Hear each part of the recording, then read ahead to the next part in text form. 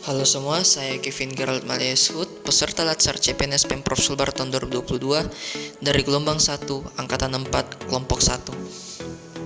Pada podcast kali ini saya akan menjelaskan tentang manajemen ASN.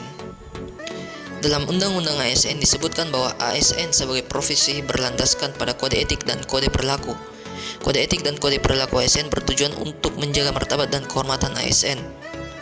Kode etik dan kode perilaku berisi pengaturan perilaku agar pegawai ASN yang pertama melaksanakan tugasnya dengan jujur, bertanggung jawab, dan berintegritas tinggi. Yang kedua, melaksanakan tugasnya dengan cermat dan disiplin. Yang ketiga, melayani dengan sikap hormat, sopan santun, dan tanpa tekanan. Yang keempat, melaksanakan tugasnya sesuai dengan ketentuan peraturan perundang-undangan.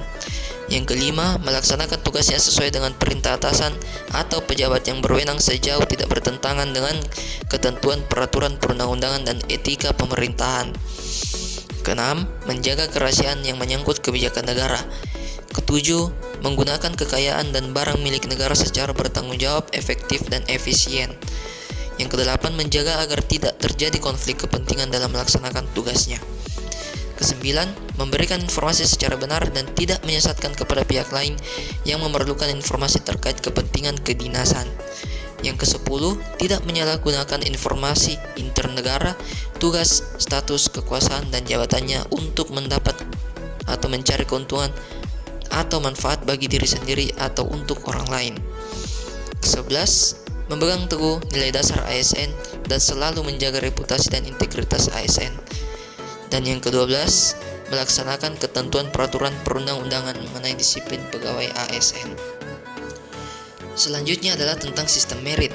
Sistem merit sendiri adalah kebijakan dan manajemen ASN yang berdasarkan pada kualifikasi, kompetensi, dan kinerja secara adil dan wajar, tanpa membedakan latar belakang politik, ras, warna kulit, agama, asal-usul, jenis kelamin, status pernikahan, umur, atau kondisi kecacatan. Penerapan merit system memberikan manfaat dalam manajemen institusi atau organisasi, khususnya PNS. Di antaranya, yang pertama, merit system dapat memberikan kontribusi terhadap peningkatan produktivitas, menurunkan biaya produksi, dan meningkatkan pendapatan. Yang kedua, merit system membutuhkan pengawasan langsung, khususnya bagi tingkatan tertentu untuk mempertahankan kualitas yang diinginkan. Yang ketiga, merit system dapat mendorong pegawai untuk mengurangi waktu yang hilang dan membuat penggunaan waktu serta peralatan menjadi lebih efektif. Yang keempat, merit system dapat membantu dalam penentuan biaya tenaga kerja yang lebih akurat, dan merit system juga dapat memotivasi untuk meningkatkan kinerja, karena pegawai percaya dan mengetahui bahwa dengan kinerja yang tinggi akan memperoleh imbalan. Kemudian contoh penerapan sistem merit sendiri di lingkungan Pemprov Sulbar adalah dalam pemilihan kepala OPD atau pejabat lainnya yang bukan berdasarkan kedekatan, suku, agama, dan ras, tetapi berdasarkan kompetensi di bidangnya masing-masing. Sedangkan di Indonesia sendiri, penerapan sistem merit khususnya dalam lingkup ASN sudah terlihat dalam seleksi CPNS yang semakin adil, jujur, dan transparan di setiap rangkaian seleksinya.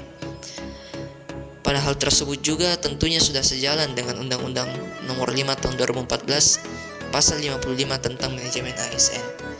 Demikian podcast kali ini. Terima kasih.